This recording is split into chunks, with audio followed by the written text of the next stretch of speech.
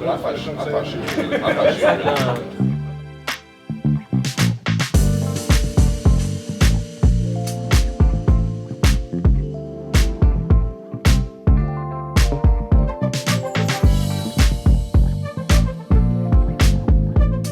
I got a call from a coach, like, hey, come on, meet this dude, meet this recruit. You know, a lot of boosters there, a lot of rich people there. So I'm up there, and I show up in sweatpants and some Air Forces, not even thinking about it, right? So I get there, everybody is dressed in suit and ties, like, super nice, like, white people. Like, so, no, for real, like, that's what it was just all white people in there. Like, I'm the only black one besides another coach. So I walk in there, and I walk in, I'm getting stares, and I'm like, they look at you like, why are you here? Yeah. So that's the first impression. Always. So, you know what I'm saying? Like, that's the first impression. Always. They don't care what you sound like. They don't care where you're from. They don't care what you do. The first impression is that you're a black person in an all-white space.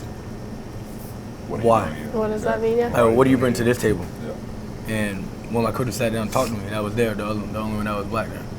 And then we just talked for 30 minutes about why it's important to present yourself in a certain way, because sometimes you don't get the chance to speak. You don't get the chance to make your first verbal impression. Right. That was like a real eye-opener for me. Like, that's crazy. When you get in a situation like that, you really got to know who you're representing. Right. Like, you're representing your family. I'm representing you. I'm representing you. Mm-hmm. I'm representing you. Yeah. You know? So, I just think that it's a double standard. I gotta definitely attest to that. Being like a minority, a female on the field with all boys, it was interesting because I was like, I'm here to hold my own. And through that experience, you have to have resilience. You have to be mentally tough, and you have to kind of put aside any doubts that you have. So there was a game when I was playing against a Castle team, which is a club I ended up playing for later on. And there was this white male, and his dad was like yelling. He's like, "You need to try harder. You need to try. How are you going to let that black girl beat you?" And it honestly motivated me because I was out there to prove myself. Because I felt that I had every right to be on the field. Thank you for sharing that. For real, that's real. Black girl on the field, don't, hey. It's all side for me. Yeah, no, for sure. But, you know, I think for me it's like, because I didn't really think about race as much until I really got here, you know, because, I mean, I grew up in a biracial household, and growing up in that sense, it's like, you kind of got one foot in one world, one foot in the other, and I kind of grew up in predominantly white spaces for the majority of my lifetime. And, you know, this was no different, but then, you know, it's the amount that's here. And it's like you get here and then you wake up every day and you see that there's not many people that look like you. And then the ones that do look like you, I mean, you got to stick together somehow. And, you know, the white kids know that too. So as soon as you walk in, I remember my first class, History 128, first class I got here. Jeez. I walk right up in there. And there's a guy next to me, and he's obviously excited. He might have been a freshman too. He said, "Hey man, what's up? How you doing? Do you play football?" First question. I'm like, because I'm not Garrison. I'm not 6'10", you know. So I'm just, so obviously I played something to him, you know what I'm saying? So I was like, yeah, I play football. He's like, "Why are you here?" And it wasn't disrespect. It didn't sound disrespectful. It sounded like he actually wanted to know. I was like, "What do you mean?" He's like, "Football players go to class?" And you know, for me, I mean, that was eye-opening. I never missed in high school, you know. But it's like, you got this guy that just comes up to you. He's so excited to meet you, but then he doesn't know anything. Yeah. Nothing. Has no idea. Like I said, we've been black our whole lives. We can't hide it, you know. And like, I mean, Garrison, you tall as a tree. I mean, you know what I'm saying? It's like everyone, and the rest of us is like, you know, we're well built, we're athletic, and people, you know, kind of gravitate towards that in one sense, because not a lot of people are like that. But in another sense, you know, if you look at it and, you know, flip it on the other side, is that they're intimidated by that. And then it's just because of everything that's built up culturally. It's like they see Mike with dreads. They gonna think he dumb. Why do you got that haircut? They're gonna see how tall you are. They're gonna be like, why are you here? Same question they asked me. They're gonna see you as a woman, a black woman. Same thing. And it's just, it's extremely difficult for me, and this is what I want to this is what I'm leading to, because I want to get y'all's opinion on this. It's extremely difficult for me to kind of deal with this day in and day out and not really have an idea of how to deal with it. So like, how do y'all deal with it? My parents instilled values that you have a purpose in this world, and every day it's your responsibility to carry out what you're on this world to do. For sure. So when I am in the face of adversity, I just like kind of put my head down and do what I need to do, because at the end of the day, what they say, what they do to me isn't going to impact me in the long run, because I believe that there's a plan for me. So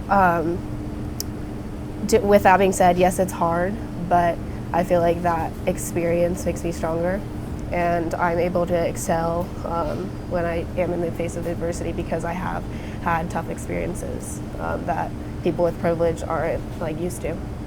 And I guess going off of that, being in the positions that we're in, having the platforms that we have and trying to use it to the best of our ability, how do you guys kind of throughout your daily lives, whatever it may be, use your space, use who you are as student athletes at the University of North Carolina to kind of project a different message, to show people, you know, across the campus, across the country, you know, across the area, whatever it may be, that these aren't stereotypes that should be followed through as belief systems. I mean, these are things that are wrong, and they're not indicative of the rest of the population of people that look like us. I would say using a platform in the correct way would be like, for example, like Colin Kaepernick, like trying to like express issues, like get people to see like what's truly wrong in the world, and like get them to see like what's really going on, what you stand for, what are your core beliefs, like, and just see if other people believe in that, and just speaking for people that can't be spoken for, like the people, like say for instance, I'm from like a small town in Alabama, like someone gets shot, like if an African American were to get shot by like a white police officer in that town, like you'll never hear of it. But like it's for like maybe if like you search through towns in Alabama, like if you could search through like police shootings in Alabama, like that might pop up. Like if you look up, if you think about police brutality and like everything like Colin Kaepernick stands for, like those are kind of things, like it opens people's eyes like towards the right things. So I feel like speaking out for like the right things and the little people in the world that can't speak.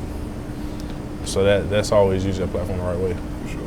Yeah, like that's a great point. Like I was gonna say something about like something similar. Like you gotta represent people who can't represent themselves. Yeah. So like just trying to change the generalization. When I go out, it's not only like the big platforms like speaking out. It's day-to-day interaction. Like if I see you know Joe on the street, you know, treat him with respect, like I would treat my brother or my sister. You just treating people like you want to be treated, and that's like at the end of the day, that's really it. Like so, and all, I mean, like going back to them, that's great. Like I love both of y'all points. So like being able to speak your mind, whether it's on social media, out in public, starting a rally, like whatever, like do what your heart feel like. Maybe a rally might be extreme though. Yeah, but rally was a bit that might be extreme though. Like I mean, like you got to stand up for what you believe in. For sure. So like no matter what that is. Thinking about what we talked here today, thinking about the experience that we learned. After, you know, having this, what are you guys going to do to kind of continue to be an outspoken individual? Because what we're doing right here is outspoken. You know? Yeah. I've never seen anything like this done on a college campus. And you guys are a part of something that's truly special. I appreciate every one of y'all for being here. But it can't just be a one-time thing. Yeah, I think you gotta, if you really feel a certain way about something, you gotta speak up and say it. Cause I know like a lot of my friends are athletes, but the majority of them are athletes, and they may be afraid to say something or speak up because they feel like they might lose a position, or they might lose an opportunity that they'll have if they don't speak up. Like if they just shut up, like it won't be a big deal. Like, but if they speak up, it may hurt short term, but long term it's gonna make the world better. And I think like that's why I respect Colin Kaepernick so much, cause he lost his job for a lot of people, for the embedment of a lot of people. So I just think you gotta speak up, no matter what the consequences. I think specific to my journey in soccer, there was like a lack of representation, so there weren't coaches that looked like me, so I couldn't like, or players, there weren't that many that I could aspire to be like.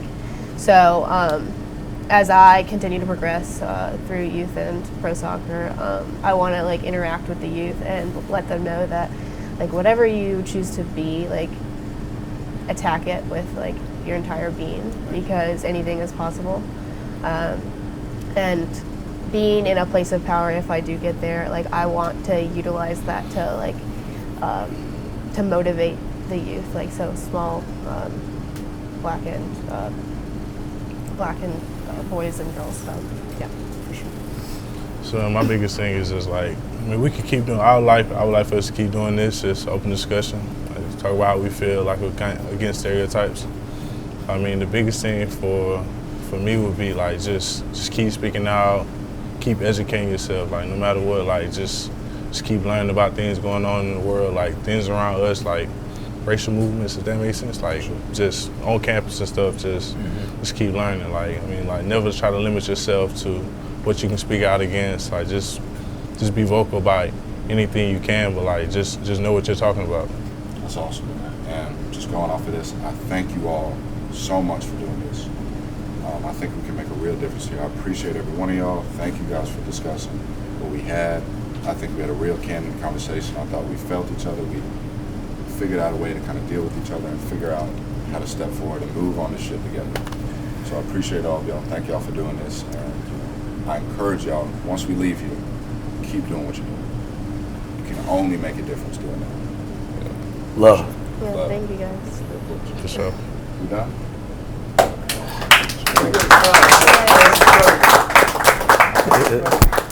Thank you.